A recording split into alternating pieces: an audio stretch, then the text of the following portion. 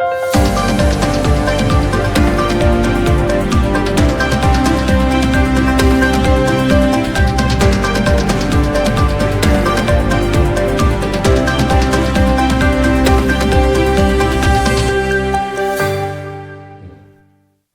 warga Jakarta, jumpa lagi dalam program Berita Jakarta hari ini, Rabu 24 Juni 2026.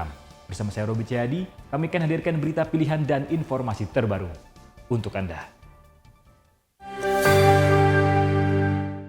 Sebelum kita ke berita utama Berita Jakarta hari ini, dari meja redaksi telah kami siapkan 3 berita pilihan dari website beritajakarta.id.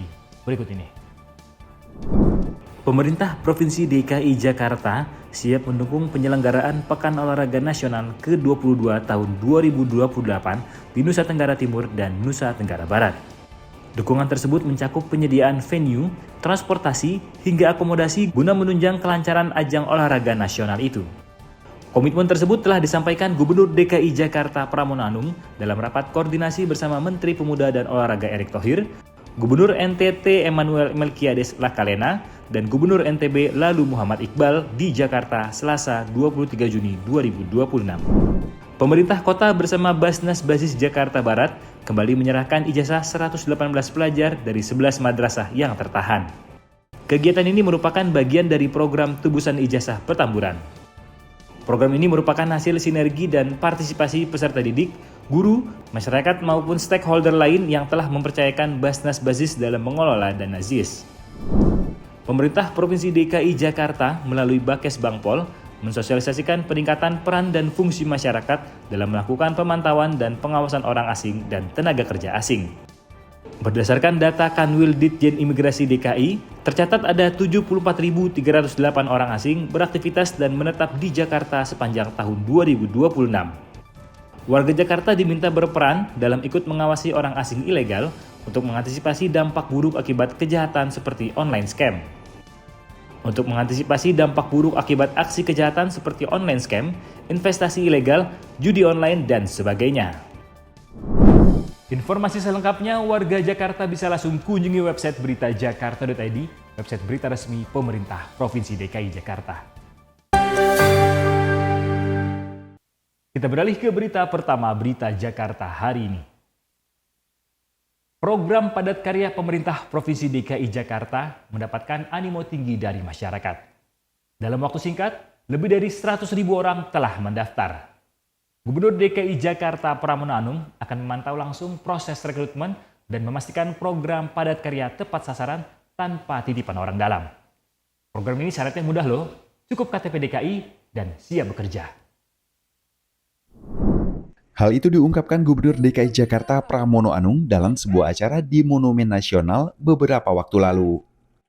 Pramono menegaskan proses pendaftaran program padat karya akan berjalan secara transparan dan bebas dari praktik kecurangan.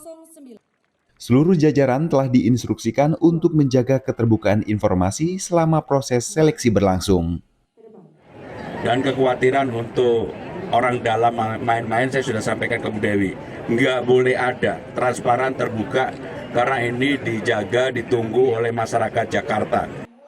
Selain menjamin proses seleksi berlangsung transparan, Pramono memastikan program padat karya tidak mensyaratkan ijazah bagi para pelamar.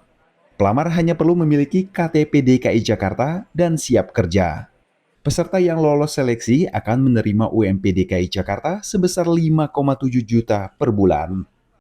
Sementara Kepala Dinas Komunikasi Informatika dan Statistik DKI Jakarta Marulina Dewi mengungkapkan, antusiasme masyarakat terhadap program ini sangat tinggi.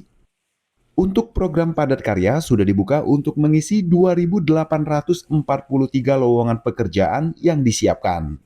Pendaftaran akan ditutup pada 25 dan 26 Juni untuk tahap pertama, sedangkan pengumumannya akan dilakukan pada 27 Juni sekaligus pembukaan lowongan kerja untuk tahap kedua. Tim Berita Jakarta melaporkan. Kita beralih ke berita selanjutnya. Wakil Gubernur DKI Jakarta Rano Karno mengungkapkan keberhasilan kota Jakarta bertahan dalam tekanan ekonomi. Pertumbuhan ekonomi Jakarta tumbuh 5,59% dan berkontribusi 16,67% terhadap perekonomian nasional. Hal itu diungkapkan Wakil Gubernur DKI Jakarta Rano Karno dalam rapat paripurna Hari Ulang Tahun Kota Jakarta ke-499 di Gedung DPRD DKI Jakarta. Menurut Rano, berbagai indikator pembangunan menunjukkan tren positif, mulai dari inflasi yang terkendali, peningkatan investasi, hingga penurunan tingkat pengangguran dan kemiskinan, serta peningkatan kualitas hidup masyarakat.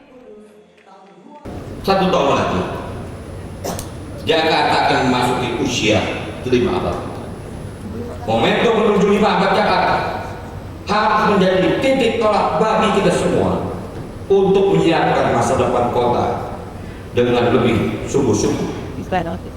Bukan hanya masa depan yang lebih maju, lebih berdaya saing, tapi lebih berkelanjutan. Tetapi juga masa depan yang lebih manusiawi. Jakarta yang terbuka bagi dunia, tetapi tetap setia pada wilayahnya. Jakarta yang kuat secara ekonomi, tetapi tetap hangat dalam kemanusiaan. Untuk itu, Pemprov DKI akan memfokuskan pembangunan pada 3 aspek utama, yakni pendidikan, kesehatan, dan sosial. Ketiga aspek tersebut menjadi fondasi penting dalam mewujudkan Jakarta yang tidak hanya maju secara ekonomi, tetapi juga mampu memastikan setiap warga memiliki kesempatan untuk tumbuh, berkembang, dan hidup lebih baik. Tim Berita Jakarta melaporkan.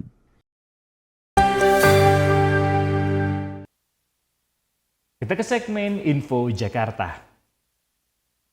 Warga Jakarta, khususnya Anda pengguna setia Transjakarta, ada yang berubah nih di Terminal Blok M.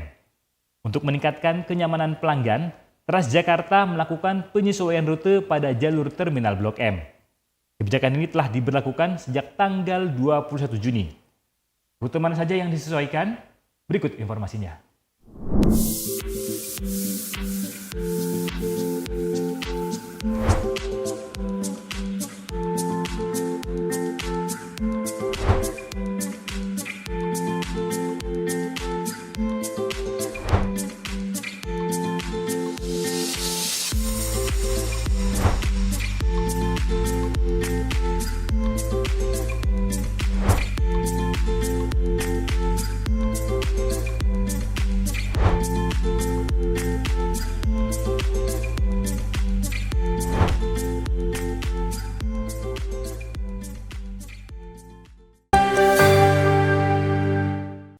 Kita beralih ke informasi cuaca.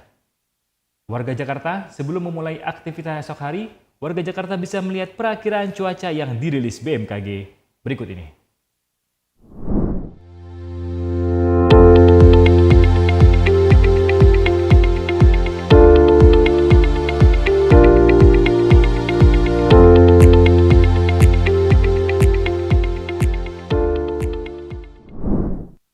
Masyarakat diimbau untuk tetap waspada terhadap segala perubahan cuaca. Demikian program Berita Jakarta hari ini. Saya Robi Ciyadi dan tim redaksi yang bertugas undur diri. Menyongsong 5 abad Jakarta, Jakarta Kota Global dan Berbudaya. Sampai jumpa.